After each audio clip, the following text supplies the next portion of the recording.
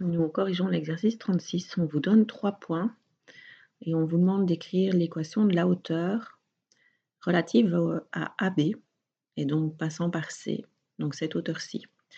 Alors, la hauteur, c'est évidemment perpendiculaire et ça passe évidemment par le sommet C, ici.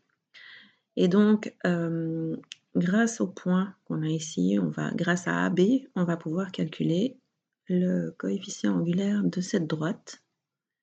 Si on a le coefficient angulaire de cette droite, on va pouvoir trouver le coefficient angulaire de la perpendiculaire. Et ensuite, cette perpendiculaire, on sait qu'elle passe par C, donc on va pouvoir compléter l'égalité, l'équation. Donc allons-y, on va d'abord chercher le coefficient angulaire de la droite qui passe par les points A et B. Alors, petit rappel des compléments de troisième. Le coefficient angulaire d'une droite qui passe par 2 points, c'est la différence en y sur la différence en x.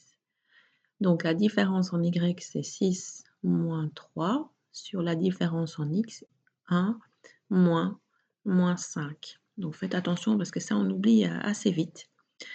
Et donc ça fait 3 sur 6, donc ça fait 1 demi.